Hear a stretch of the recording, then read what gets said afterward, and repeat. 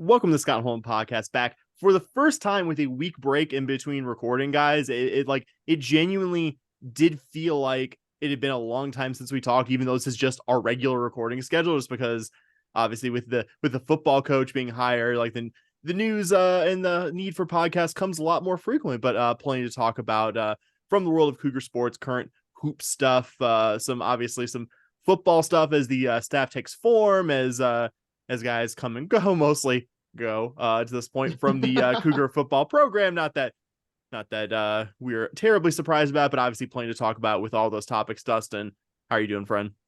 I'm doing well.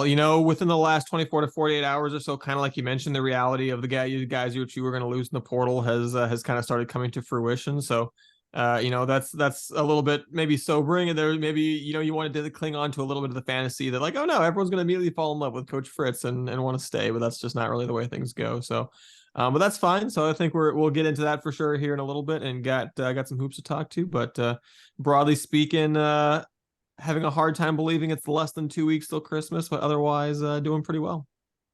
Bobby, I made the mistake of thinking you would not be with us this week because of a work thing, because I can't remember text conversations from 24 hours ago. You are thankfully here with us tonight to talk all things Cougs. How are you doing, my other friend?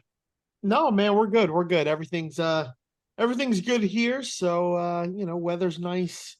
Get to was in Houston this past weekend. Got to enjoy going to a Cougar basketball game. Not something that happens to me very these days. And got to see Dustin, some other friends, and overall really good time down there this weekend. So what about you, Sam? How are you doing, bud? It is impossible to dress right now where I live, because I leave home and it's 35 degrees, and then I leave work and it's like high 60s. And like my That's car, how it's been here. I need to roll down the windows because like it's a little stuffy in my car. Like, so I'm experiencing everything that you guys are there, just with like 60% less humidity. So I'm doing good though. I'm doing good. Like Dustin said, I think the reality of what UH football faces with the coaching change, really what any program now in 2023 faces when a coaching change is happening. But I think still no lack of optimism there on my side. Gotta mention, of course, housekeeping at the top, mention our friends at the 1012 network at TN12 network. I'm pretty much any social media platform you could find out there. Follow our friends there, talking about all things Big 12 there, over there, the 1012 podcast, and our many sister school podcasts. Also got to mention our patreon.com/SHPAWDcast. Give myself a tiny little pat on the back, even though I do need to update it for some of today's big entries before I go to bed. Our little transfer portal tracker. If you give us a little amount of money per month, just as low as 16 cents a day, by the way, to contribute and support our show financially. But nice little centralized tracker of the comings and goings. Like I said, at this point, it is almost exclusively goings of Cougar football as the roster takes shape under Willie Fritz. That, among many other things, along with just the good karma of supporting our little independent weekly Houston Cougar podcast in the process. That's patreon.com/SH podcast. Can of course mention our good friends from the Kansas City area, Charlie Hustle, charliehustle.com, makers of incredibly comfortable shirts, crew necks, and hoodies. charliehustle.com. If I didn't say so, I'm sure I did, but just incredibly comfortable, really cool Cougar designs. Really, even if you're one of the, and I know it's a non-zero number of you out there, non-Cougar fans out there who listen to the shows, just check in on what we're doing. Maybe a little schadenfreude of our little temporary football setbacks, or intel on the players that you think your program will be getting from this program. There's a good chance that Charlie Hustle has a fantastic collection for you as well. But speaking to you Cougar fans, it's a great collection of vintage Cougar wearables.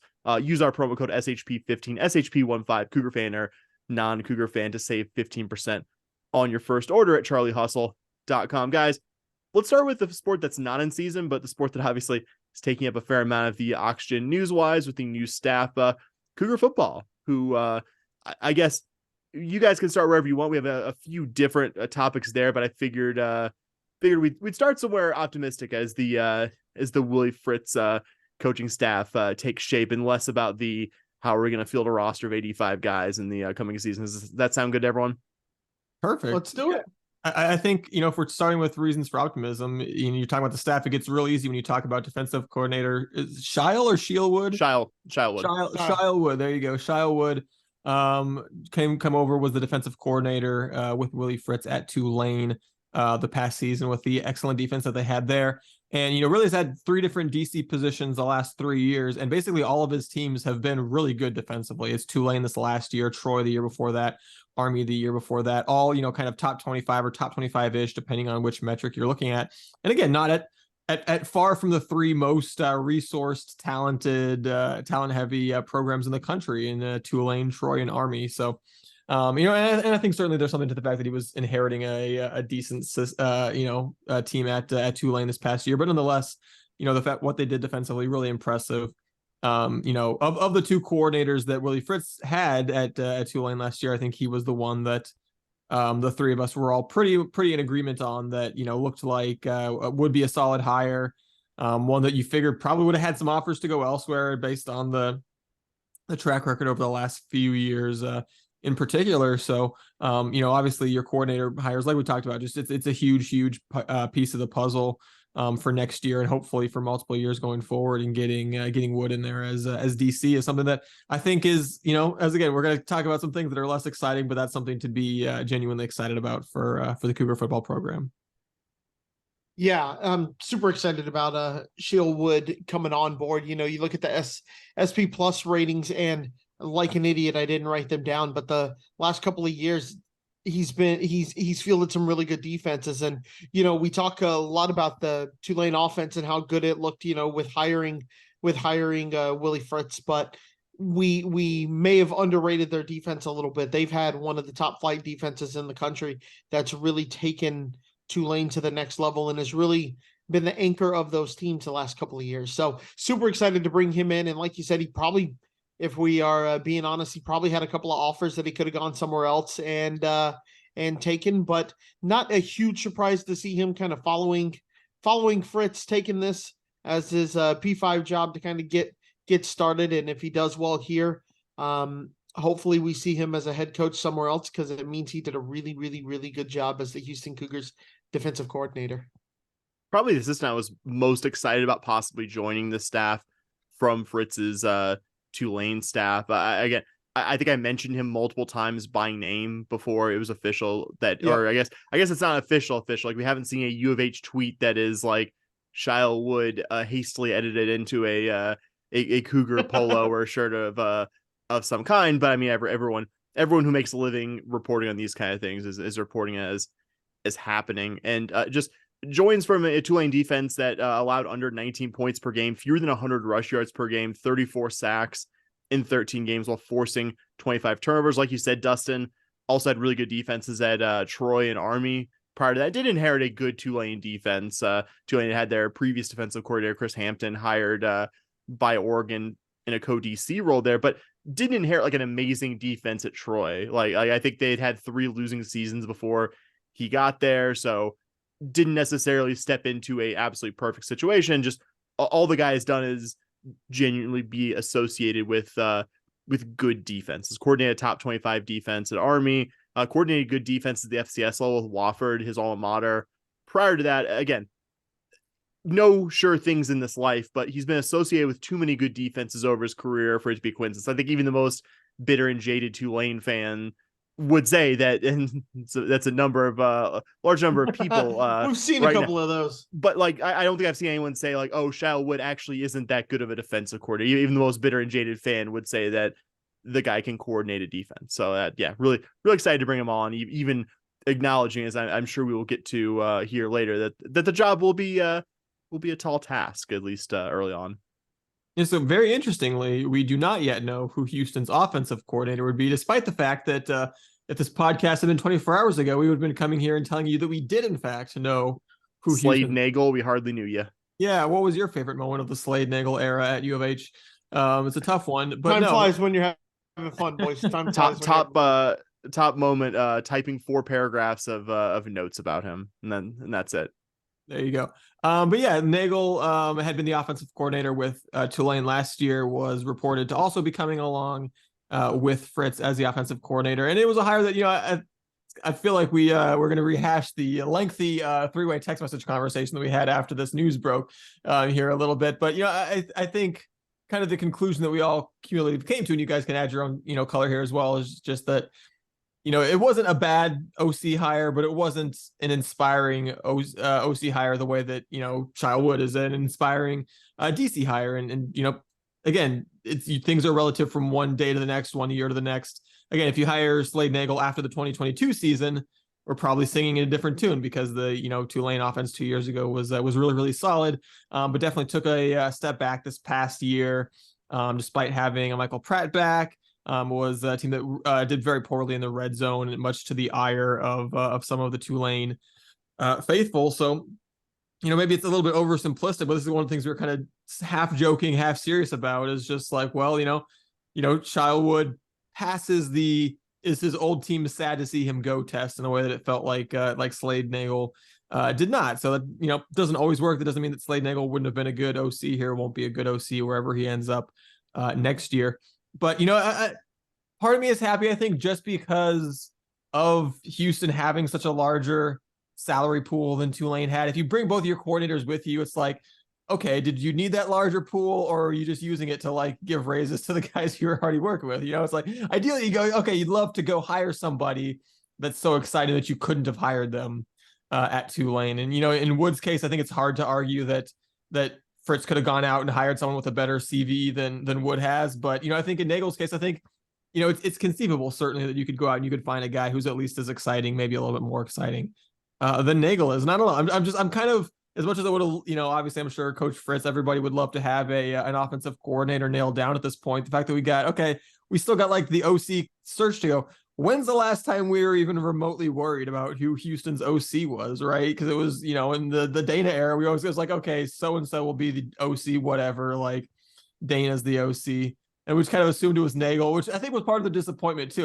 Part of me why I was a little bit like, oh, okay, sure. It was just because it's like, okay, we'd been just crying for Dana to, to bring in an offensive coordinator from some other program to kind of challenge them and spice things up. And again, maybe Nagel would have done a fine job, but it opens up that possibility. It gives you that beautiful, it could be anyone moment where you go, okay, who is Coach Fritz going to go out there and find to come coordinate this offense? Yeah, go ahead, Sam. Go ahead, Sam. Go ahead. Yeah, so I was on the other end of the Nagel conversation in the three-way text, right? I can see your points, but I think the bar of will they be sad to see him go is kind of a bad bar to measure up against, right? Sure, that sounds really nice and everything, but if they are going to be someone that the school is going to be super disappointed to lose, especially at a top G5 program like Tulane was, they're probably going to be a head coach somewhere.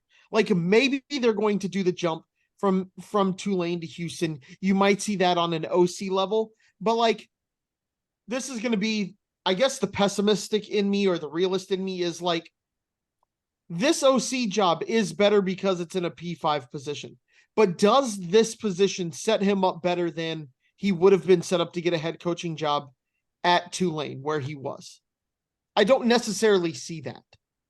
So I don't think anyone who is going to come here as their OC is somebody who the fan base that they currently coach for is going to be devastated to lose, because that person's going to go and they're going to be a top OC at a top flight P5 program, or they're going to go and be a head coach at a G5 program or a lower level P5 program. I just don't see, I feel like it's an expectation setting moment here where it's kind of yeah, I would love to see this guy come in and be an OC who we go and we grab one from a school. But basically what you're picking up is Slade Nagel, right? The guy you would want is a guy who has done pretty well at a G5 program, at a successful G5 program, has been successful, has shown he can produce a good offense in a resource short program like Tulane, something like that in the G5. You'd want a guy like Slade Nagel to be your OC. And we had him, and we're not now we don't have him. And to me, that's disappointing because Slade Nagel, like I said, is the kind of guy who you would want to be your OC here. He's the kind of guy who has been pretty successful everywhere he's gone. The offense this year obviously took a step back. No one's going to say that. You go from 37 to 58. That is a step back. But at the end of the day, you're not going to get a guy who was an OC of a top 10 offense or a top, one of the top G5 programs. You're not going to get them to just become your OC here. But that guy would be Slade Nagel, right? I looked at other P5s when we were having the conversation. I looked at other G5 programs in the state of Texas, and most of them have guys who are like Slade Nagel, who have done it a couple of years, have shown some success, and that's just kind of the guy you would expect to get. I would just say my quick thought, wasn't as bad of a hire as people, generally Tulane fans, made it sound. I mean, he was their play caller for their most successful offense this millennium. Like, that has to count for something here. They lost a number of key guys to graduation / the pros in between last year and this past season. And I don't think Tulane's the kind of place where it's easy to reload. I think he got the brunt of the blame for that regression. I think there was some red zone stuff this year that I don't feel like that would happen over the course of the rest of his career. I feel like there was some stuff some balls that just didn't bounce his way there. Like, I don't feel like the red zone problems that Tulane has are going to be something that just follows him the rest of his career. I feel like that was just probably some this season specific weirdness, but also, I mean, it's not a thrilling hire considering the guy has 2 years as a play caller at any level. This isn't like, oh, he was a lower level OC. I mean, he's been a position coach most of his career until last year. And granted, last year was a really good offense that he called, but I feel like you could still get someone with more coordinator experience. I feel like you get someone with a slightly, I agree, Bobby. I think the difference between Slade Nagel's resume and like the realistic ideal OC that U of H could get, like, I don't think there's a huge difference there, but I still think there are more thrilling hires out there. And considering Fritz has such a large salary pool, I think our reaction to this, even though our opinions on Mr. Nagel, the once but not future offensive coordinator, the University of Houston, differ. I think we'd all be a bit more depressed might be the right word. We'd be a bit more down or disappointed if Shal Wood was the guy who today was reported wouldn't be a part of the program versus Nagel. I think it would be very funny also if like Tulane fans who spent like the last week like online like telling U of H fans what a bad hire he is ends up being retained by Summerall, the new head coach. To me, that would be extremely fun. I'm not saying that's going to happen necessarily. But what does that say about U of H if he does go back to be their OC? That he's from Louisiana, has lived there most of his life, has spent the last decade at Tulane, and didn't see it as a major quality. Like I get it. Like, isn't necessarily like the greatest thing, but also like, again, like we think of it as just like, oh, well, it's an automatic that you would take this job. And a lot of times like you see they do, but also like, think about this as people. Like, this man has a family. This guy has a spouse. Like, yeah. Oh, hey, we've lived here for almost a decade. Time to uproot and go 5 hours, west and live in Houston. Like, a lot of guys would do it. Several guys in this Tulane staff are about to, or are doing it right now, but it's not always a given, and would understand. I'm not saying that's the reason, but I'm saying it wouldn't surprise me if it is. Yeah. And I think that it's important to kind of mention and remember that, like, oh yeah, every coach is a lot of them are very similar in a lot of ways, but each coach is a human being that's a little bit different, have different priorities. I mean, I think back in whatever year that we brought Dana around the first time as an offensive coordinator, right? Was the OC or co-OC at Texas Tech, whatever it was, yeah. But just everyone wasn't a play caller there. Yeah, exactly. Was the clear like number 2 in the offensive hierarchy to Mike Leach there, and wanted to come to U of H, where essentially he was going to get to be the guy on offense. And I mean, Willie Fritz has been pretty clear. He's like, hey, I don't have one side of the ball. I'm going to be involved in every phase of the ball, but I don't have, he's not Dana Holgorsen, where he's an offensive guy who's going to be the offensive guy and is going to turn the defense over to somebody else. He's going to be involved, but I think he's going to give a lot of autonomy to all of his coordinators. So, I mean, I think we could see a type of situation where it's like a co-OC at a big time program that wants to come, be more in charge of the show. I think we could see a head coach that kind of, failed as a head coach, but got promoted there by being a really good offensive coordinator, and then kind of bounces back and becomes a coordinator again. We've seen that lots of programs do that. It can be successful. And I think there are plenty of G5 coordinators that are willing to make the P5 bump, because I think it's easier to get a head coaching job if you've proven that you can coordinate an offense in the Big 12 than it is, that you can do it in the American. And if nothing else, I've got my lottery ticket here and it says Brennan Marion on it. Brennan Marion has not been hired by anybody yet. If he doesn't get the right G5 head coaching job or, P5 offensive coordinator job, maybe we're in that contention for him. I'm just throwing it out there. So the chance to absolutely get our dream scenario of Willie Fritz, Shia Wood, Brennan Marion as our triumvirate of coaches, it's still out there. I'm just throwing it out there. So, I don't know. Maybe I think it's entirely possible, Bobby, that you're right, that we end up hiring someone whose resume looks a lot like Slade Nagel's. I think that's entirely possible. But I don't know. I have a hard time seeing us doing much worse than that with the conference affiliation that we have now, with the salary pool that we have now.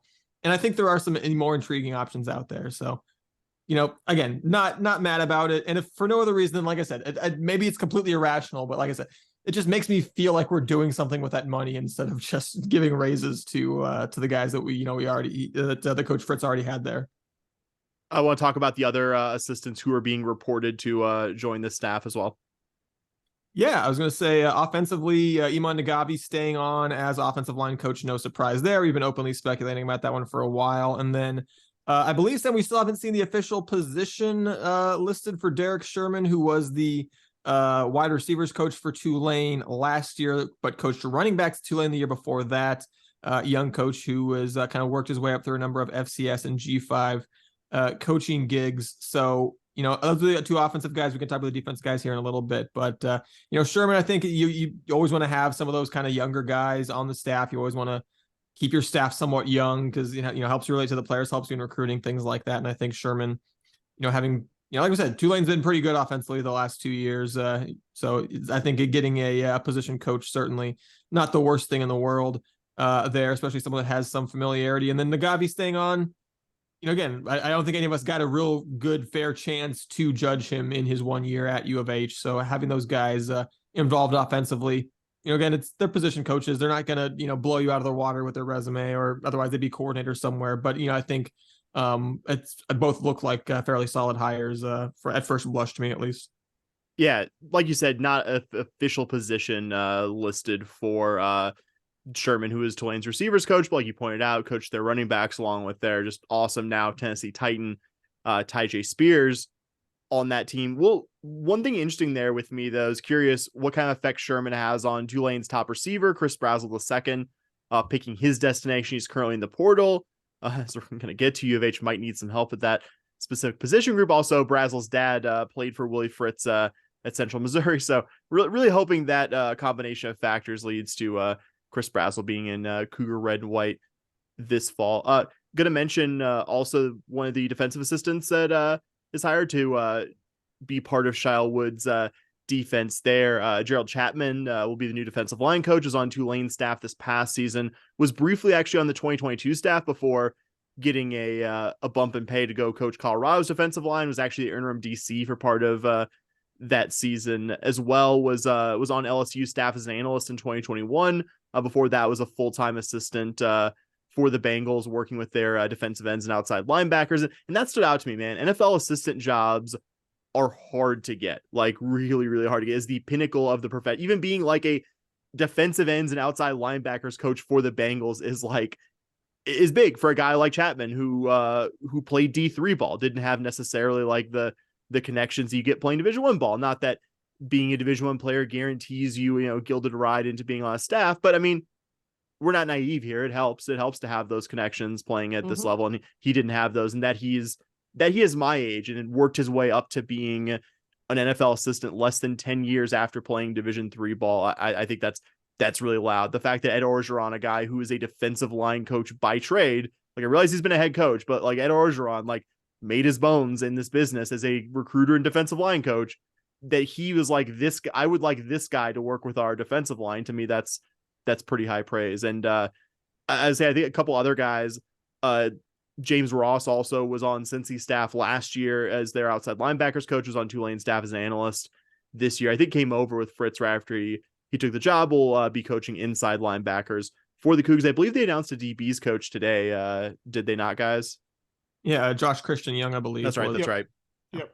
Yeah, Josh Christian Young, history of working with Fritz at Tulane previously, and I actually had work coach with him at Georgia Southern as well, and someone who's had some successful units defensively. Certainly, again, it's offensively Tulane's been pretty good, defensively they've been real good. So you bring over members for that defensive staff here, I'm certainly on board with that, especially Chapman as well. Looks really interesting. Kind of funny. Twice in the span of 13 months left a job as an LSU analyst to be Tulane's defensive line coach, because he did it and then held the position real briefly, and then, like Sam mentioned, got hired away by Colorado mid off season, and then was there for their 1 year when their staff got fired. Returns to after their staff gets fired to take another analyst job for LSU, and then Tulane's like, hey, come on back, but for real this time, and don't leave for Colorado this time. So I guess no hard feelings about his abrupt exit the first time around. Probably got a pay raise, you'd have to imagine. Maybe give the guy a little pay raise for his trouble. But yeah, I mean, the fact that, kind of like what you mentioned, that getting some NFL work, getting SEC work, someone who's sounds like he's going to have a lot of recruiting connections already. Houston, I believe, getting a visit from what was a top 50 national recruit in the class of 2022 from LSU because of his connection to Chapman. So certainly, again, in terms of what we've seen from the positional coaches, you kind of know what you're getting with those. But I think I've been pretty happy, and Chapman especially. I love getting him at the D line. Just kind of a coach who I think soothes, someone as exciting as that soothes the disappointment of seeing Coach Brian Early, a beloved figure, moving on to somewhere else. Yep. Yeah, I was gonna say with Early, worth a mention here, somebody who I think it takes a lot. It says a lot about Brian Early that for as low as this staff's favorability rating was among the Cougar fan base for the past 5 years, I think you would struggle to find anyone who had a bad word to say fan wise or any association with the program about Brian Early, the job he did developing defensive linemen here, how he honestly represented himself better than I think anyone else in that program. And I think he will have a lot of fans in this Cougar program wherever he ends up. And I don't want U of H making mandates of a coach like Willie Fritz. You have to retain this coach. You have to do that. You brought this guy in to build a program because that's what he's done over 30 years as a head coach, is build programs at places that haven't necessarily won a lot. So you don't want to put that restriction on him. But I think obviously wish we were in a reality, as much as we like the new defensive line coach, where Brian Early could still somehow be involved with Cougar football, but I'm sure he won't be out of work for too long. No, I don't think he'll be. He won't be unemployed for much longer than a couple of weeks, I would imagine. Good to point out also that 3 of the assistants we've talked about, Ross, Chapman, and Sherman, I was blanking in the receivers or running backs coach name, are all around our age, which is it's cool because the coaching profession, these are young guys. No, it's they're young guys. I'm yeah, that's right. I'm young still. I'm young. I'm young. Down with it. I am young as compared to the median Division I football assistant coach. That was just something random and much less important than all the other stuff that we talked about those guys. All right, guys, should we move to Houston on the personnel front and the transfer portal?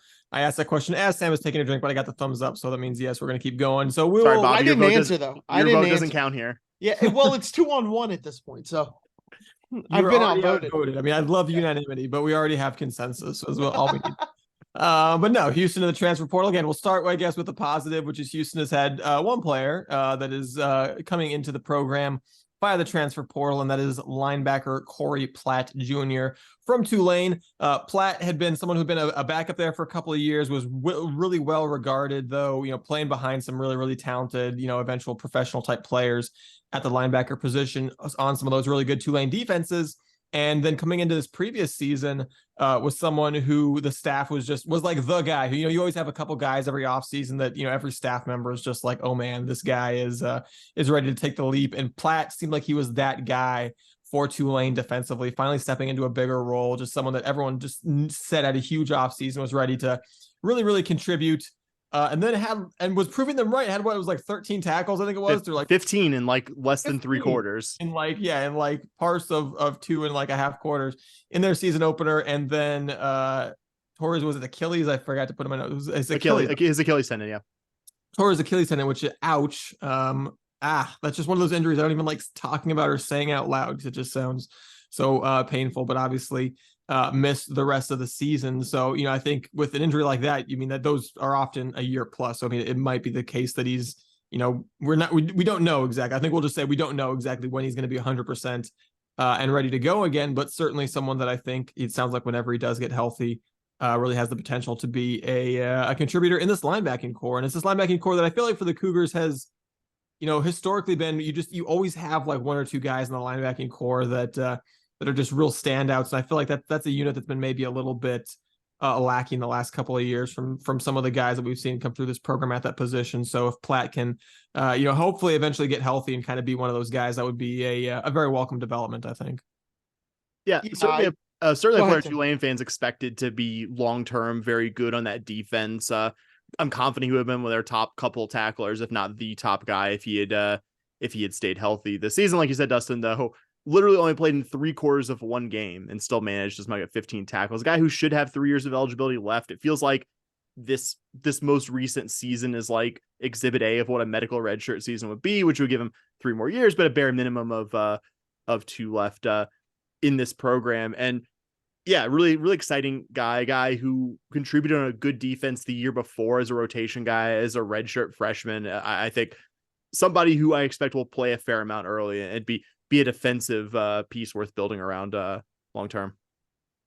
Yeah, I mean, even 24/7, when you look at his transfer ranking, he's a 90, he's a 4-star, 63rd overall transfer, 3rd linebacker. Anytime you can get a guy like that coming into your program, it's a good sign. And hopefully he can stay healthy. I mean, even as a prospect, when he was coming out, he was the 6th ranked recruit in Arkansas, which, isn't as nice as Texas, obviously, but 6th in any state's still 6th in any state still pretty good, especially one like Arkansas. I mean, it's not Texas, Florida, California, Ohio, but they still produce some decent football players out there. 86th rank, 3-star, 86 overall kind of player coming out of high school. Couple of years. You hope that Tulane did some development there, transferring in as a 90. And if a staff is going to bring a guy from their old school into their current school and they're making him jump up a level, right? Going from a G5, a really good G5 to a P5 program, that means that coaching staff saw something. They could have, when that's one of your first targets coming when you leave a school, it says a lot about what they think of him as a player. Almost like the staff was good at developing talent or something like that. Who'd have thunk it? I was like, wait a minute. Players can come into your program and get better as high school players. This is interesting. I haven't seen it in about 7 years, so I'm curious. I'm curious what that looks like involving U of H.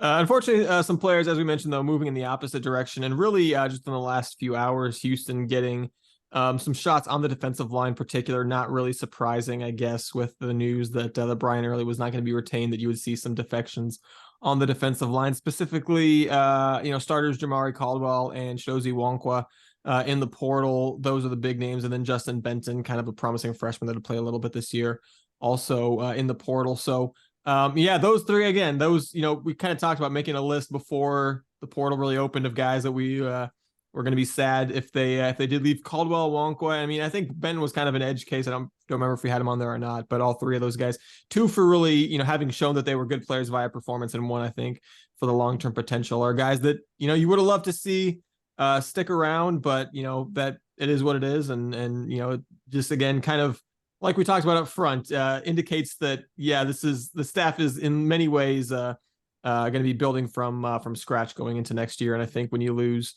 Caldwell, Nwanko, already expecting to lose Caesar, I believe, to the NFL draft, and then he's declared, and then Agwebu running out of eligibility. So that's kind of your whole defensive line, pretty much, leaving out the door with one of your freshmen that might have been able to step up into a bigger role, leaving with them. So definitely, we talked about how much we like Chapman as the D-line coach, but he's gonna have a lot of newcomers, you would imagine, to try to put together that line next year. Yeah, the trenches look like they may get a little ugly next year, offensive line and defensive line, with transfers and graduations and things like that. And we know games are won up there, so it's going to be interesting to see what the staff can do in terms of bringing some people in. It definitely feels like something where the staff is going to get settled. Everything's going to settle in, and then we're going to start seeing some transfers in.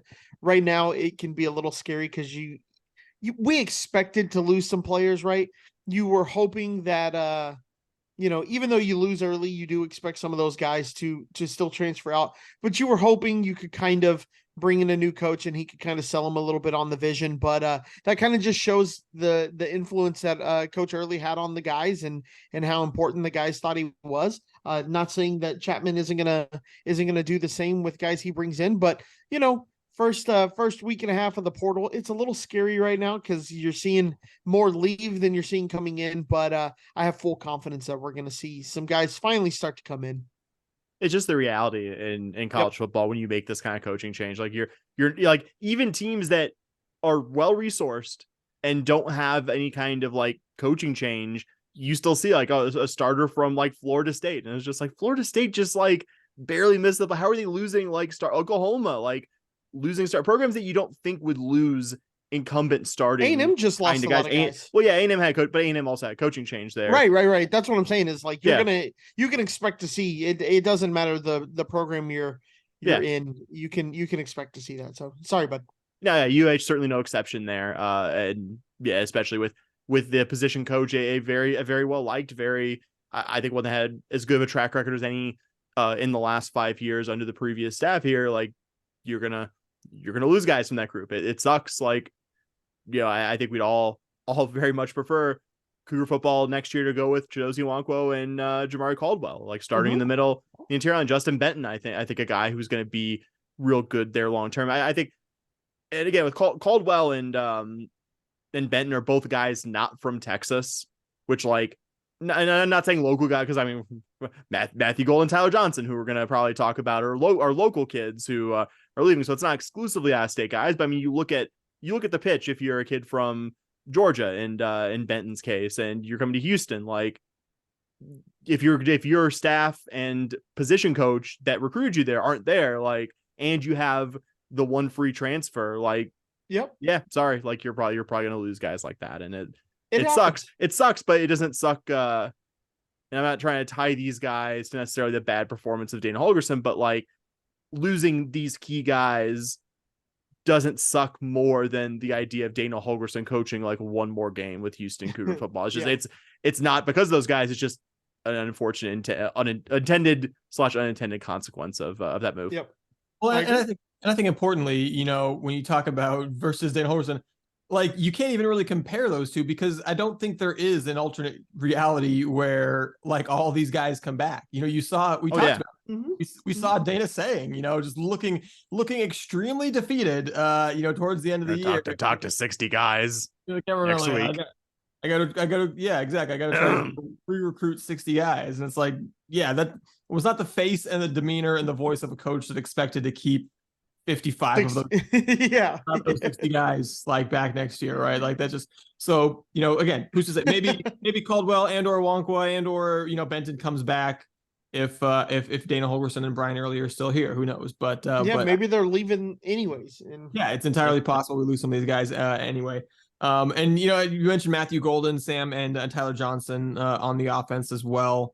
And yeah, there's definitely disappointing for Johnson, just because he was all right this year. It wasn't like great, but just as we mentioned in the previous episode, he was, unless Tank Jenkins gets his extra year of eligibility and stays and doesn't enter the portal himself, Tyler Johnson was your one guy coming back that had ever started more than one game for you on the offensive line.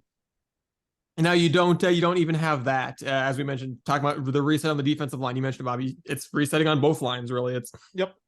So that's definitely scary. Losing Golden, definitely disappointing. Someone who had the big freshman year. I think we were maybe expecting him more to be of kind of like the guy receiving this year, where he's ended up being the third guy after Sam Brown and Joseph Manjack. Certainly proved to have a lot of value as a returner as well. But nonetheless, even if maybe receiving wise he didn't have the year that we were all hoping for, but still someone that I think we all recognize was an immensely talented individual who we just wanted to have back in this program. So and as someone who, like you said, Sam, is a local guy as well. So you always like recruiting those local studs and keeping them around. So definitely a bit disappointing. If he's the only receiver that leaves, I think I'll be able to swallow that a little bit. And certainly if we get, Tulane's guy coming in, Brazel, I think that'll be that'll make me get over the Golden thing real quickly as well. But like I said, Golden leaving definitely disappointing. And then, with Johnson, you combine that with the rest of the guys running out of eligibility on the line, and just the near complete reset we're seeing on both lines. And that is definitely like I said, one of those things that kind of sobers you up in terms of what we might be dealing with in terms of year one with this program. Yeah, just you got to make sure that, with Matthew Golden case, you said that maybe he didn't have the year that we kind of wanted and expected him to. I would push back a little bit on that. If you kind of watch a little bit of tape, he was definitely the guy that was focused on a lot, and that freed up some of the other guys. Now, top flight receivers just get stuff done and they still make plays even when they are game planned for. So, but I would definitely rather go into 2024 with Matthew Golden on my roster than not having Matthew Golden on my roster. So, that's the, every year you kind of bring in a name and you maybe lose a name. That one's the name this year where you're kind of like, oh man, that's kind of your name that you see, and he's gonna go to another P5 program, and he's going to hopefully for his sake do well there. And he's not going to go to a school like Vanderbilt or a lower P5 program. He's going to go and he's going to play at a school that you see competing for championships. I believe he's that kind of talent. Knowing where he's like, oh, like the various crystal ball people are, oh, well, I think he's going to the school in Austin. Yeah, hopefully not a team I see competing for lots of championships, but I think he's gonna be a difference maker wherever he ends up. Missed multiple games, injured in each of the last 2 seasons. Maybe didn't have the sophomore season that entirely lived up to the hype, but I mean, it's also a guy who probably played a lot more than your average receiver played his first 2 years of college. Like, I think a slightly disappointing sophomore season is in no way any kind of indicator that he can't eventually be a very, very good college receiver. I mean, yeah, hurts to lose a guy who's shown you what Golden has shown you these past 2 seasons, but like, we'll say until we're blue in the face. I think we'd like to keep all the promising players in this roster, and it hurts specifically to lose a guy like Golden. It hurts to lose Tyler Johnson, just given that you just don't have very much in terms of proven return experience in the offensive line. But again, small cost in the grand scheme of things for making the coaching change that I think was much needed with this program. All right, guys, we're ready to talk about some actual in-season sports here. Oh my goodness, we actually are playing sports. Let's do it, boys. Yes. So let's start with Cougar men's basketball, which improved to 10-0 on the season with dominant and expected wins over Rice and Jackson State. Starting with that win over the Owls, your crosstown rivals, on Wednesday at the Fertitta Center. The Cougars, were really in control of this one from the word go, as we expected, and dominated this game in all the way that we thought they were going to. They were plus 10 in turnovers, plus 14 in rebounds, just dominated points in the paint, dominated second chance points, dominated, points off of turnovers, just kind of all the things, all the ways that you expect Houston to beat up on lesser teams. We saw exactly that. Held Rice's leading scorer, Travis Evie, to 1 of 12 shooting from the field. So, solid win for Houston. The only nit you could really pick, I think, is that, Houston's offense in the first half was a little bit, hot and cold. But other than that, it's everything. The dominant win that we expected. Not going to get too upset at a 36-point win over your rivals, even if your rivals aren't real good. So, we kind of knew this wasn't going to be a real test for the Cougars, and fortunately, it played out that way.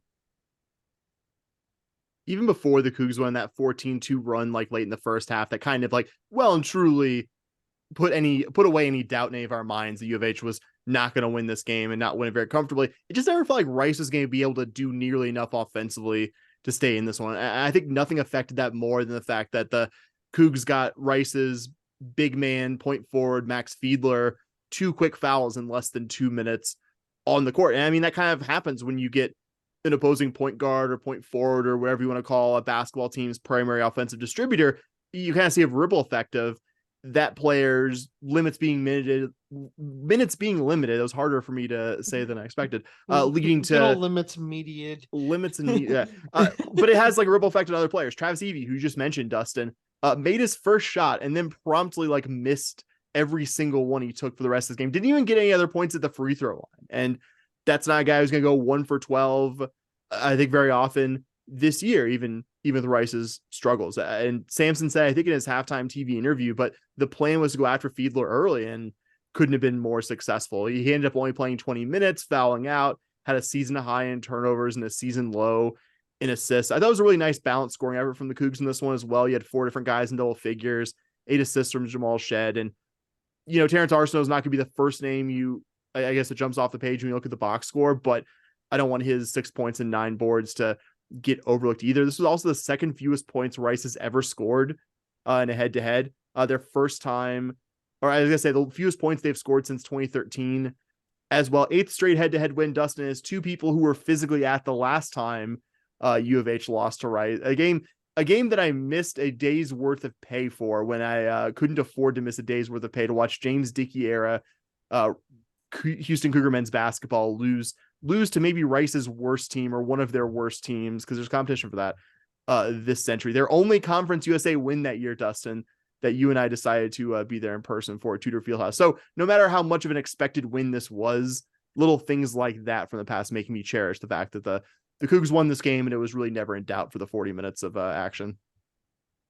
Yeah, again, me talking third makes everything you guys say just like, yeah, y'all nailed that. But I do want to say this may be the most wrong I've ever been about a basketball game. We were talking, and one of the members of the podcast, I won't say which one, said that they took the under on this game of 140. Wasn't it like 140? Yeah, I think that co-host got it at 142.5. And I said, yeah, that sounds about right. And Dustin was 1/3 of the people in this conversation. And he goes, yeah, I don't see Rice scoring enough to get there. And I said, yeah, I could see this game being like 75-60 with like, most of those points scoring like late. They go on a little like 10-2 run against our backups. And then I had a personal thing I was doing it, and I checked the score like as I'm walking out of this personal event, and I was like, holy moly, I nailed our score. But I have never been this wrong. I was like, yeah, Rice, we'll be up 21-22 and they'll close late. They didn't. That is not what happened at all. We were talking about how they had some like decent offensive players like Evie and Makai, is it Mason and Makai Mason, and Fiedler. But man, they just did not look like it. But I mean, yeah, the last thing I was gonna say about this, Rice had played 4 other teams that were at least 73 or better in Ken Palm this year. Texas scored 64 against Texas, scored 88 against Indiana State, 56 against New Mexico, scored 68 against the mighty UC Irvine Anteaters. 39. That is a dramatic change from even Rice's offensive output, even playing some other pretty good teams. So like I said, you only gain so much from just beating up on bad teams, but that doesn't mean it's not fun to beat up on bad teams, especially when the question is your biggest rival. You can barely pick a nit. You can barely pick a nit from this game, which again, you don't learn that much from this, but like beating them by almost doubling them up and holding them to under 40 points, I would say regardless of the opponent, is pretty good. Pretty good. Houston's other game from this past week stayed a little bit close, a little bit longer.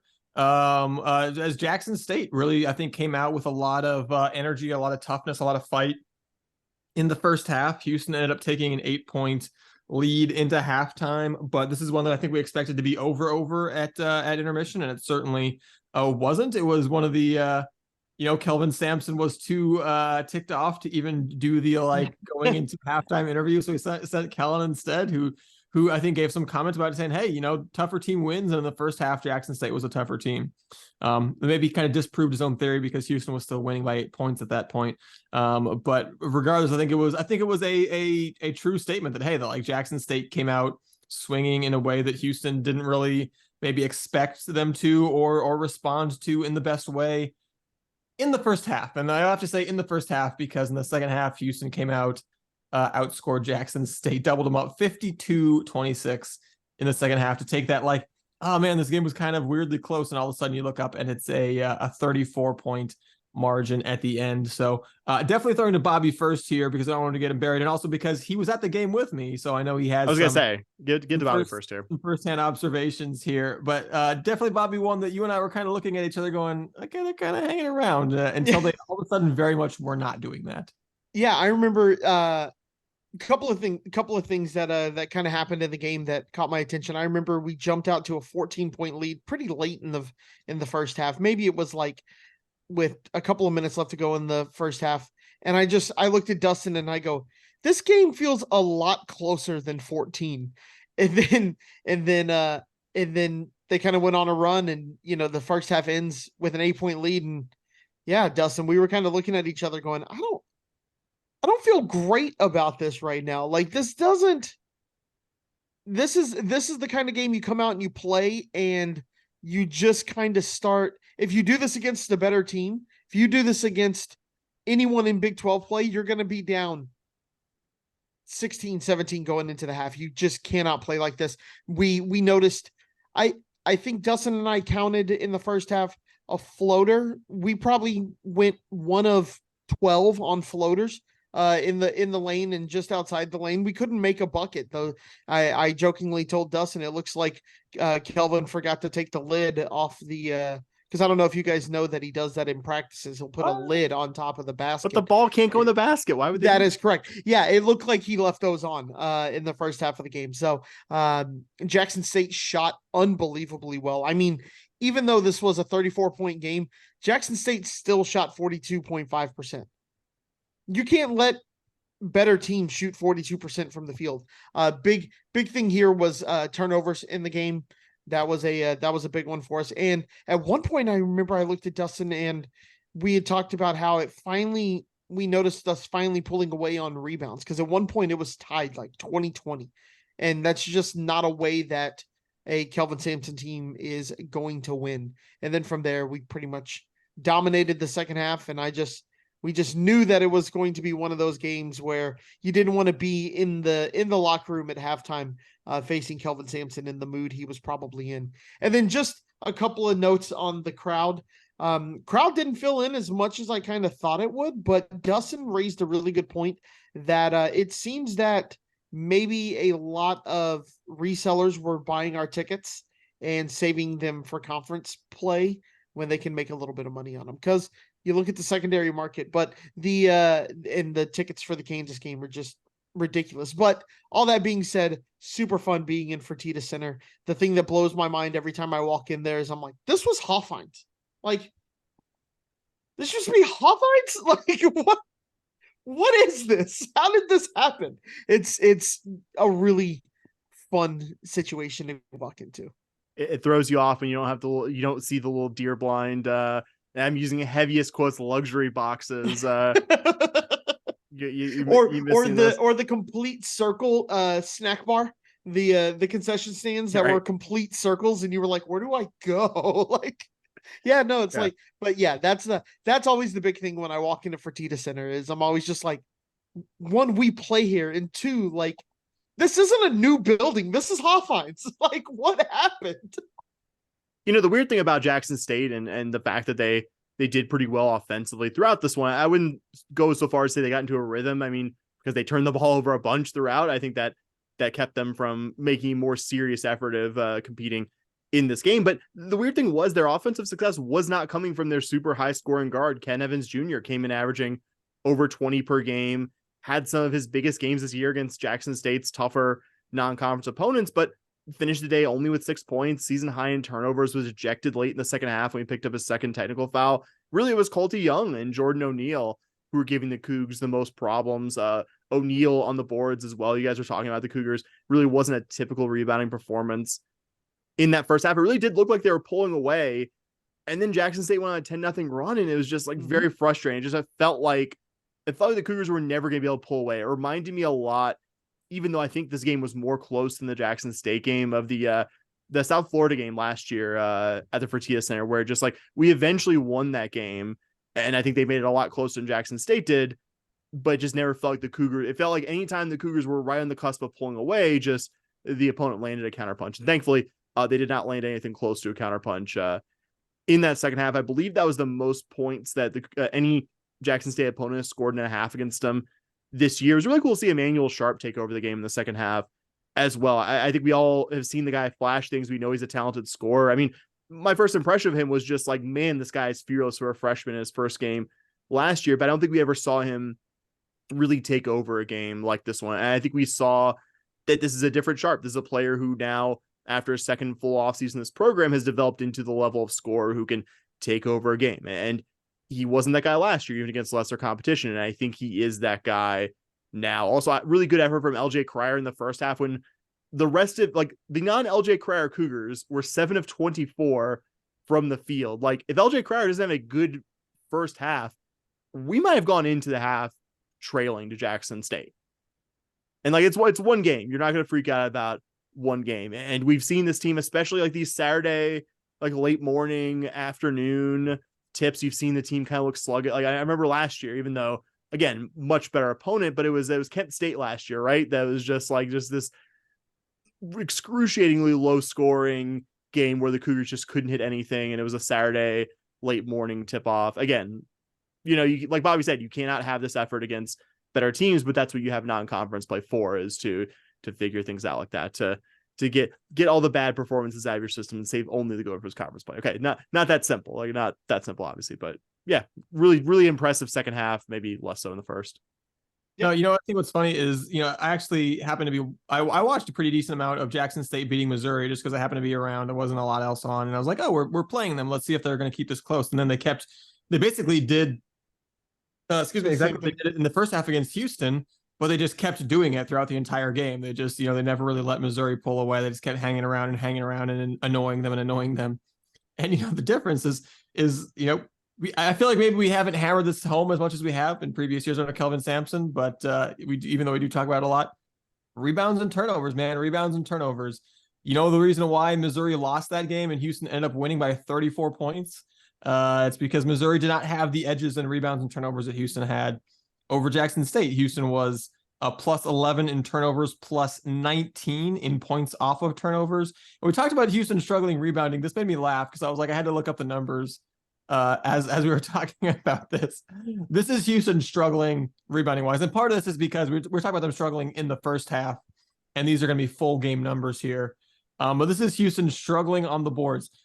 When Jackson State missed a shot, Houston grabbed essentially 3/4 of the misses, which is a little bit above average compared to, I think the national average is about 30% offensive rebounds. So Houston was a little bit above average defensively. When Houston missed a shot, Houston grabbed 24 of their misses. Jackson State only grabbed 17. When you grab 7 more of your own misses than the other team grabs, that is a ludicrously dominant offensive rebounding performance, which is why second chance points were pretty decidedly in Houston's favor there as well on this one. So, that's one of those things that just kind of helps make you, again, I hesitate to say upset proof because every team is going to get upset now and then. But it makes those upsets a lot less likely and a lot harder. It doesn't, it takes a lot more than just kind of the other team having a better shooting day than you, the other team kind of coming out a little bit feistier than you. If at the end of the game you're going to end up having sizable advantages in turnovers and rebounds, those upsets just don't happen very often. And that's why, like I said, we saw it Houston kind of right around where the line ended up being, getting the 34-point win. All right, then moving forward, looking who Houston has coming up this Saturday. They will be at the Toyota Center, not at the Fertitta Center, but the Toyota Center, facing the Texas A&M Aggies. This is A&M's most hyped team coming into the season in a long time. They're coming off of a season where they went 15-3 in SEC play last year, made their first NCAA tournament appearance in 5 years, although they did lose big to Penn State in the first round. But I think broadly the hype for this team coming into the year has been pretty justified because this is a good team. Although notably after a 5-0 start to the season, they have alternated losses and wins over their last 5 to fall to 7-3. But nonetheless, all their losses to good teams in Florida, Atlantic, Virginia, and Memphis, and they do have nice wins like a road win at Ohio State and a neutral site win over an Iowa State team that I think even non-partisans like myself would probably say is a pretty strong Cyclone team. this year. So, just one of those real interesting kind of, I don't want to say strength versus, I'll say stronger side of the court versus stronger side of the court in that, A&M is just a really, really, I think currently top 10 offensive team per Ken Palm going up against Houston's defense. And the other side of the court is, obviously Houston's still a strong offensive team, but in A&M not terrible defensively, but maybe they're lesser sides of the court there. So I think really, really fascinating matchups. I've got some more thoughts here, but kind of want to get to you guys here and some of your thoughts for this this big, I guess technically neutral site matchup with A&M on Saturday. So I guess I should have tagged one of you. Bobby, go. Yeah. So, anytime you get to play the Aggies, it's exciting, right? In pretty much any sport. But like you said, Dustin, team's really good coming into the season, and they have some really good wins. I really just want to beat them because they lost to Memphis, and if we lose to them, we're gonna have to keep hearing it from Memphis fans all over social media. So, but just be on the lookout. Top scorer Wade Taylor, averaging 17 points a game. He's gonna come out. It's gonna be interesting to see what, like you said, Dustin, the Cougar defense does against this pretty good offense of Texas A&M. But can Shed go out there and kind of handle Taylor and see if U of H is gonna do the classic, let one guy get his buckets and shut everyone else down, or if we're gonna do the shut him down and then let everyone else score kind of deal. So gonna be interesting to see how this one plays out. And playing at Toyota Center, obviously we'd love to have A&M at Fertitta, but understand that money is calling at the Toyota Center. So Sam, what do you think? I was gonna say this is your highest rated non-conference opponent right now, though I would bet Utah ends up somewhere around where A&M is when it's all said and done. You mentioned Wade Taylor, but Bobby, multi-year starting point guard. I think that if you're a neutral, the Wade Taylor Jamal Shed point guard matchup is a really, really good one. Two Texas guys, two maybe undersized to the typical. Not that they were bad recruits, but like neither guy was a blue chip recruit. Both guys who play with kind of a chip on their shoulder. Taylor's average just over 17 points per game, is top 75 nationally in assist rate. We'll note, though, he has struggled in some of the more recent contests for the Aggies. Was 3 of 14 last time out for them against Memphis, was 2 of 10 at Virginia, was 5 of 15 in that loss Dustin mentioned, or that win. Was a big, as I say, they were down like 20 something early in that one and came from behind to beat Iowa State. Dustin, I'm not trying to rub salt in the wound here, your secondary team, but I don't have my notes. Is that the facts as I understand them for that game generally? I believe so, yeah. So like he did also have 35 points against FAU, and if the Wade Taylor, who scored 35 and shot it really well against FAU, shows up on Saturday, I think we'll be sweating this game out a fair amount. Also, the Aggies got back super senior Tyrese Radford, who'd missed the previous 3 games with what sounded like a nasty illness. Didn't seem like he was 100% against Memphis, but I think he could be by the time this game rolls around on Saturday or something close to it.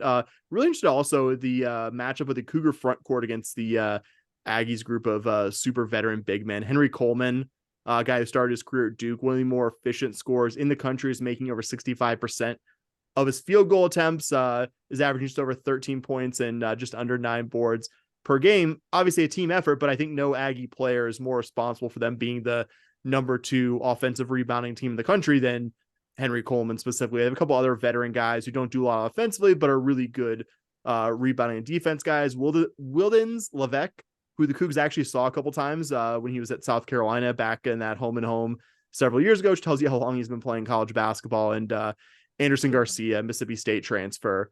Neither guy's going to do much offensively, but they will both give the Cougars, I think, difficulty on the offensive and defensive glass. I think my final thought is that A&M can absolutely win this game. I want to preface everything I'm about to say with that very brief statement of fact. The Cougars are rightful favorites in this one, but this Aggie team has generally shown themselves to be the level of opponent capable of playing well enough to beat a really high level team like this U of H team.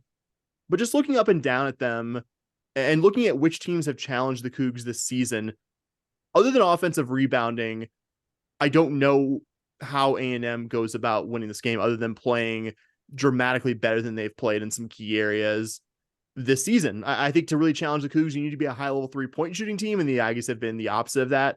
They've been good at scoring inside the arc, but has it been good enough to seriously do business against a Cougar team that's been really good defending inside the arc? They also haven't been an excellent defensive team so far. I think they'll have to do a whole lot better than their season average of giving up about 37% on 3-pointers against a team that has LJ Cryer and Emmanuel Sharp. If this team was good at drawing fouls and getting to the free throw line, it'd worry me a lot more, but by any metric, they have not been. And this was a team that needed a 12-2 run late to not lose by a considerably worse margin to Memphis. Maybe that motivates the Aggies to come out with a red ass against the Cougars, against a Cougar team that has a small number next to its name. Like you see what we saw with Xavier. We see teams really play up to the Cougars at times, but just, I think looking at this head-to-head quantifiably, I think A&M's gonna have to play way better than its season average in a number of key areas to win this game. Maybe they do. That's the great or awful thing about sports, depending on the team you're rooting for being the one that's overachieving versus the one that's underachieving. But I think that's why the Cougars will rightfully be a pretty decent sized favorite. That's why I expect the Cougars to win, but wouldn't be floored if they lose it, because A&M is a quite good team. Yeah, I think you mentioned how good they rebound, and they are one of only 3 teams in the country right now that is rebounding more of their own misses than the Cougars are. We're rebounding a ridiculous 45% on the season. I'll play against a pretty tough strength of schedule that they face. They are rebounding, which is really, really impressive. And, in terms of, I think, why this game actually scares me probably a little bit more than it does you, Sam, is I just talked about the things that kind of make you upset proof: rebounding and turnovers. They're a top 10 offensive team per KenPom, but they're doing it in basically like the classic old school, like 5-ish years ago, Kelvin Sampson team before we got like a few decent shooters, where right now their effective field goal percentage is below the national average, but they're a top 10 offense because they're taking care of the ball and they're rebounding nearly damn near half their misses. And that's, as we well know, as we personally know, that is a recipe for success. So kind of like Houston, they're certainly a more dominant offensive rebounding team than they are a defensive rebounding team. So I think this could be a game where we see both teams end up getting a decent number of offensive rebounds, a decent number of second chance points. But if that kind of cancels out, and this is an team that doesn't force a ton of turnovers, but if they're able to kind of limit their own and make the turnovers and the rebounds things kind of neutral, that's when kind of the vagaries of who has a better shooting night comes into play. And certainly I'd like to think Houston will do well offensively here, as defense is definitely their weaker side of the court. They gave up 81 points to Memphis at home in their last game, which is pretty rough. They've only held one of their last 7 opponents to under 1 point per possession. The Cougars, by comparison, have held every opponent they faced this year to under 1 point per possession. But kind of like we said, if you want to pick one nit with Houston this year, they've been inconsistently offensively at times. So some kind of stretches of cold shooting from the floor. So, I'd like to think we see a really strong Cougar offensive performance to take advantage of an A&M defense that is just all right. But I don't know. It's very plausible to me to see rebounds and turnovers kind of mostly leveling out. And then, if you face an A&M team that does come out red ass and does kind of, play with a little bit more of a chip on their shoulder in the first half than Houston is, you probably have a deficit at the half, and, you're going to have a harder time making that up than you would, against a Jackson State. Yeah, I think it's just going to come down to, like you said, Dustin, the thing that makes us kind of upset proof: rebounds and turnovers. And I think that's a great analogy of saying that how they play is kind of how we played 4 or 5 years ago, where you can just be successful doing that. We did a Final Four run on it. So I think the Cougars, this game worries me just because it's a rivalry game. I don't even know if I'd call it a rivalry game, but it's a game. What have we said for the last 2 years? You have that little number by your name, you're going to get every team's best shot. And this is a really good team that is going to give us a really good shot. So how do the Cougs handle it? Schedule these games so you play good name teams to help get you ready for this Big 12 schedule, but also March. I'm glad you mentioned, Dustin, the whole, like, it made me sort of nostalgic seeing a team that was just like really, really good at offensive rebounding, kind of iffy at shooting, and just great not turning the ball over. Like, just that can describe so many Cougar teams of the respect, so many Cougar teams that we absolutely loved. And yeah, I don't disagree with the word you said, by the way. A&M can absolutely keep this competitive. If A&M was a top 40 defense, like I'd be sweating this. If it was the reverse, if A&M was like a top 75-ish offense, a top 10 defense, like obviously you could ask the questions about how to get points there, but facing a truly elite defensive team versus what A&M is, which is a slightly above average defensively maybe scares me a bit less. But again, like I prefaced, like A&M could absolutely win this game, would not shock me at all if they do. I just get scared when we have to depend on our offense because we've kind of built on defense rebounds, not turning the ball over. And as Dustin said, we've had a lot of inconsistencies offensively this year. You come out cold like you were, and you can't make any floaters. Versus A&M, you find yourself in quite a bit of trouble. So the offensive consistency is going to have to show up. We're going to have to see a really, really solid performance from the offense to make this game not as close as we hope it is. I mean, again, just kind of the last X factor there is, if it comes down to who's shooting a little bit better, you're shooting in a big NBA gym that you're not used to shooting in for both teams. Oh, yep. It's always kind of a wild card as to how that's going to affect people, especially early on. So definitely, very, very intriguing game for Houston on Saturday, and one that I think we all agree that they should be favored in, but I think also agree that that A&M is capable of beating them if Houston doesn't play particularly well. Yeah. All right, sticking with the hardwood, we'll move over to women's hoops, who earned wins over Texas A&M Commerce and Texas Southern over the past week to improve to 7-1 on the year. Open things up with that win, their first road win of the year in Commerce, Texas, and really, just a remarkably dominant defensive performance, especially in the first half. Houston went into halftime leading 32-13, holding the was it the Golden Lions? I should know this, but I believe I think it is. That sounds right. To just 8 points in the first quarter, 5 in the second quarter. Cougs end up winning 86-53 with fully 5 different players in double figures scoring in this one for the Cougs. So, like I said, we kind of knew this was a team that probably wasn't good enough to beat Houston, even with this being Houston's first road game of the year. But nonetheless, you always like seeing your team come out and just put any remaining doubt about the outcome of the game to bed before we even get to halftime. Yeah, still some concerns here with offensive production. I know you see the score, you see that the Cougs put up 86, but they still shot, I want to say in the second quarter, they shot 12.5% or just something. 13.04, Bobby, come on. Give them their 0.5%. Yeah. So 23 from the floor in the second quarter. Not great. Not what you're looking for there. Sorry, I got that so wrong, but I thought, oh no, I think it was Commerce that shot that percentage. I heard a commentator say it, but the team's combined like 5 shots in the second quarter. Yeah, not great. You cannot. We said going into this year, even against bad teams, I wanted to see higher percentage shooting than that, and 34.4% versus Commerce we're starting to see that trend down, right? We had against bad teams, we were seeing offensive production still up there, still looking good, shooting a high percentage, shooting in the 40%. And then we played Middle Tennessee and we saw it go down, and you were going, okay, maybe not. Against a bad team, we shot 34.4% versus Commerce. That's still concerning. You will not be able to play a Big 12 game this year and shoot 12.5 or 13% from the field in a quarter and even come close to winning the game. It's just not going to happen for us.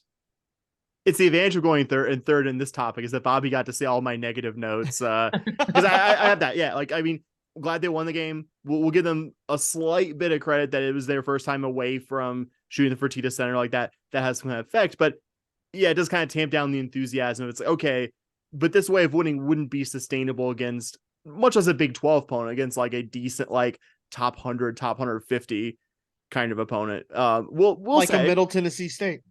Exactly. We'll say what I did like, something I think independent of opponent that the Cougars did well in this one and in the TSU game that we'll be talking about here in a little bit, is that the Cougs shot really well from the charity stripe. They were 19 of 25 for this game, and that's something this team could do independent of opponent that could really help down the road. But obviously it concerns me the Cougs shot this poorly, and I think it's fair to ask, like Bobby did, like I have, whether the team, some of the things they did in this game to win this, getting a metric ton of offensive rebounds, getting to the free throw line a bunch, can you replicate that against a better opponent? Like, I think your one game sample size answer to that question is no.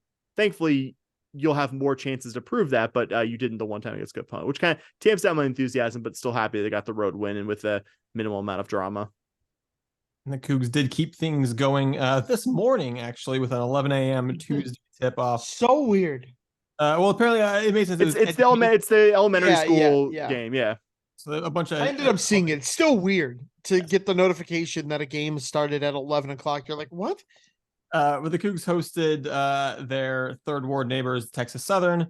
And again, another game where we saw Houston just, we knew that they were kind of always going to be likely to win comfortably, but saw them remove any doubt right out of the gates as they dominated the first and second quarters, went into halftime up 41-19 and ended up cruising to an 89-42 victory. So another dominant win for the Cougs, and one that they actually did get, in fact, by shooting really well from the field, shot over 50%, just 32 of 63 from the team. And another, it was Malia Johnson led the way with 16, but just a ton of scoring parity here. Cameron Jones with 10, Layla Blair with 11. We had players with 8, 8, 7, 7, 6, 6, 5. So just scoring up and down the roster, kind of what you want to see, everyone getting a chance to contribute against one of the weaker teams on your schedule, and a strong offensive performance, and kind of like I said, a win that was one that you could put in the win column essentially by the end of the first quarter.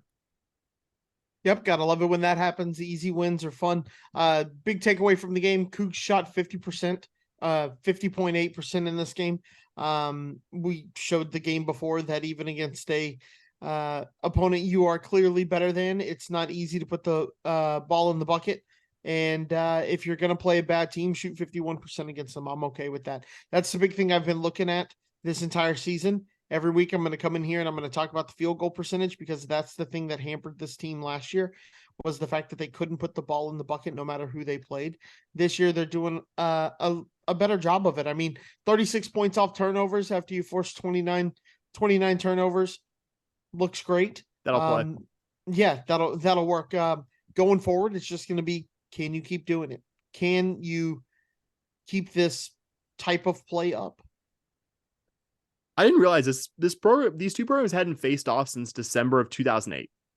Like I realized that, like, again, it's not just a given that, oh, you're located near another Division I school that you'll play each other all the time, but just like, God, for the logistics, I just, like in every other year game against these two teams, like you're basically paying nothing for like transportation on this, guys. Like, come on. Not telling anyone how to do their job here. I will say TSU came into this one with a 1-5 record, but the only team that's beaten TSU by a larger margin this year is the defending national champs and current number 7 LSU program, who beat the Tigers by 59 points back in November, I believe. And the Cougs allowed fewer points than LSU as well. I mean, stuff like this makes you wonder, hey, could this be a good team? I keep going back to that one game against Middle Tennessee State, and what a decisive loss that was. But I mean, just focusing on this game, I think little you can quibble with here. Cougs never trailed. We're up 22 at the half. Shot pretty well. Never let this become anything like a close game. Did well shooting the free throw line again. Another nice game from Malia Johnson. 46 bench points is pretty cool, including that awesome performance from Johnson. Shooting your free throws well. Again, something that could help with this team figures out the other stuff. How to get there, gets better opponents, and how to shoot better generally, but not a win that you can pick any nits about, I think. All right, well, we keep talking about how Houston has failed their one real test of the season, and that was the game against Middle Tennessee. The good news is, going forward, Houston has got 2 more tests coming this week, starting on Thursday evening when they'll be in San Antonio for a road game against the UTSA Roadrunners, who were out to a 5-3 start to the season. Just 143 in the net rankings, which just doesn't jump off the page at you, but they did play Texas Tech within 5 points in a road game in Lubbock. And certainly we talked about how Houston has struggled offensively, and specifically in their one road game especially. This is a UTSA team that is holding opponents to 35% shooting on the season, so definitely a game that you worry the Cougars are going to be down in the 30s in terms of their shooting percentage again there. So I think kind of by first blush is that this is probably not as good of a team as the MTSU team that smashed Houston, but it's a road game, and I think they're probably better than everyone that Houston has beaten up until this point in the season. So definitely a game that feels like it could probably go either way. And I think a good test of whether the Cougars have figured things out offensively as well. The Roadrunners against Division I opponents this year have been good defensively. I think their win over UTEP, I think they scored like 90 and went over UTEP a couple of Sundays ago. They've been off for finals since the early part of this month, but have been generally kind of a team that's won via low scoring. So the challenge of that, the challenge of going on the road. I mean, there's a team that took you to overtime last year. So yeah, if the Cougars can win this one convincingly, I'm not going to like completely reassess all of my priors about this team, but I feel good about that. You went on the road and beat a team that's better than any of the other teams you beat this year if you can manage it. Yeah, I think if you go on the road and you show some life on offense, it makes me believe that maybe we can do something like you said, Dustin. They are a pretty good defensive team. So if you can go out and show a at least decent offensive performance and come away with a win, it doesn't completely reset from pre-Middle Tennessee State ideas, but it does make you go, maybe that game was a fluke or something like that. So not that this game is, if we win this game and we put up a decent amount of points, that I'm going to be like, all right, book us for the Final Four. But it's definitely going to be one of those like, okay, we can be a little bit more positive going forward. Yeah, and then the even bigger test for Houston comes on was I believe Sunday.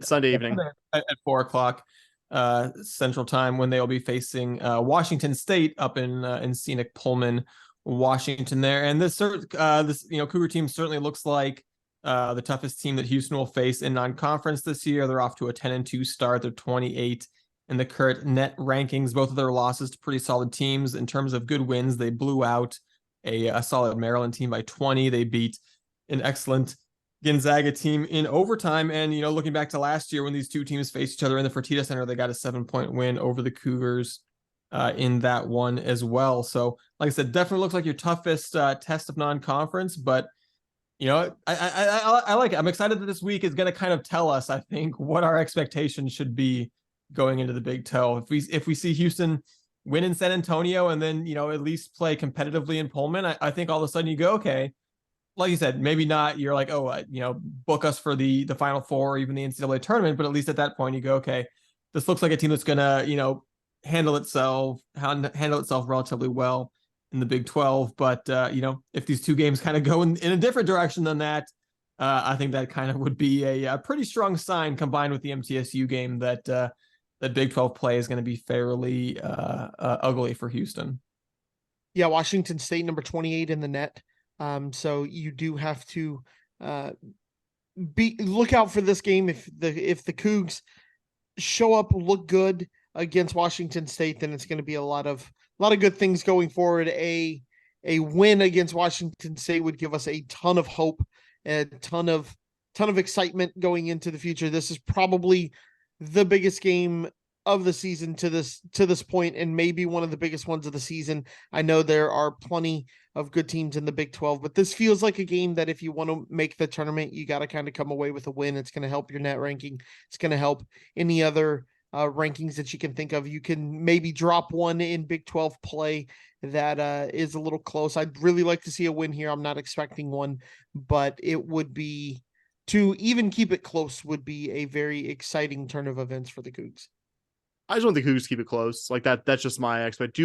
Do demonstrably better than you did against Middle Tennessee State. Like, I think last year's game, it was kind of painful because the Cougars never let Wazzu run away with it at the Fertitta Center. But like, as last year's team often did, just had a quarter where they went completely cold offensively and just had to basically spend the rest of the game climbing uphill against a good opponent. We'll single out one player on Wazzu, Bella Murray Katete.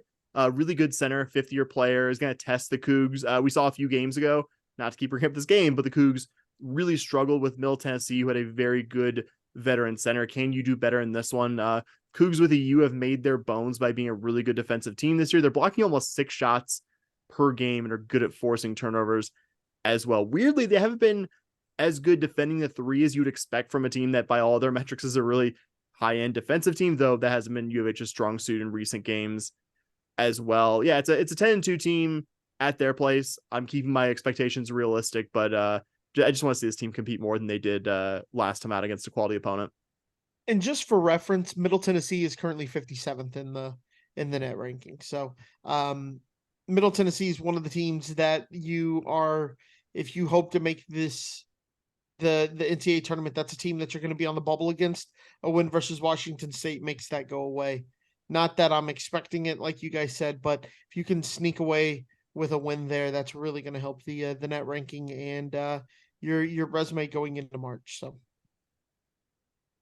All right. Well, I think that is the end of the road for us on this episode. Oh, did I miss something? Sam, really quick. Shout out to Kenna Sauer.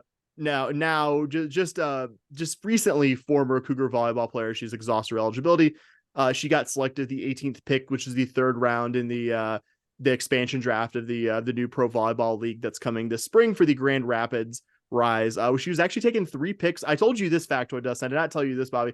Was taking 3 picks behind Stanford's unreal outside hitter Kendall Kipp, which should tell you even though Kenneth Sauer isn't 6'5" and playing for Stanford, is still someone who people who coach volleyball regard very highly. Another U of H connection with the Grand Rapids Rise as well, guys. One Bill Walton, former longtime Cougar volleyball coach.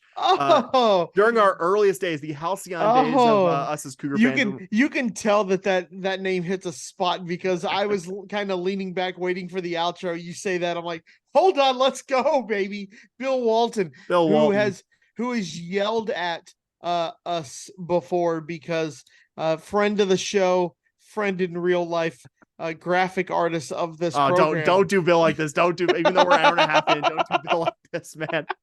As his friend. I won't tell the full story, but that man is the reason why Bill Walton yelled at us very loudly at the Athletic Alumni Center. Yeah, he's their associate head coach and just like was just kind of doing like a little, just looking at who else was on their roster, and I like saw a coaching staff, and I just did like a double take. I was like, wait, is that like? I was like, it's gotta be like there's not a chance that there's another Bill guy Waltons are there that's that age who is named Bill Walton who is coaching volleyball, which is a cool little connection. Awesome. What a name. What a throwback there. Great name. Great pull. Did not expect to have that with that news, and excited because one of the expansion or one of the teams in this first year league is in Vegas, so I will 100% be out there for Grand Rapids Rise playing out here, and hopefully see some Kenneth Sauer playing on the court at the professional level. So just that little update there. That is, I think, all I have for Cougar news. I was gonna say, if we're gonna do a little bit of former Cougar news, I want to just throw out a future Cougar news here to balance it out real quick. Oh yeah, I know we're going. C. Miller scoring. U of H men's basketball commit who will be with the freshman next year, scoring a program record 68 points on 28 of 38 shooting. That's pretty good. That's pretty solid. That'll play. That's wild. Yeah, there you go. So some fun news all around. That's where we will actually go ahead and end this episode on our way out. As always, encouraging you, if you enjoy this podcast and you feel like you can afford $5 a month, would love for you to go to shpodcast.com, or not, that's a lie. We would love for you to go to patreon.com/shpodcast. When you can go to shpodcast.com too. That is our website that I believe is still up and running, and has where you can find a link to our Patreon, in fact. So I guess roundabout, I was right the whole way. We'll just roll with it. Patreon.com/shpodcast. $5 a month. You get the bonus content. You get the good karma. We would love to see you over there. Regardless of whether you're a Patreon supporter or not, we'd also love for you to support us by leaving a 5-star review for our humble podcast in your podcasting app of choice. You can also support us by going and following our friends at the 1012 Network, and by going to charliehustle.com and using promo code SHP15 at checkout. If you want to get in contact with us, say hi, you can tweet at us at SHPodcast. You can email us shpodcast@gmail.com, or you can shout into the ether at blue sky at podcast.bsky.social. That's it for us. If you made it all the way to the end, you're an absolute rock star. And as always, go Cougs.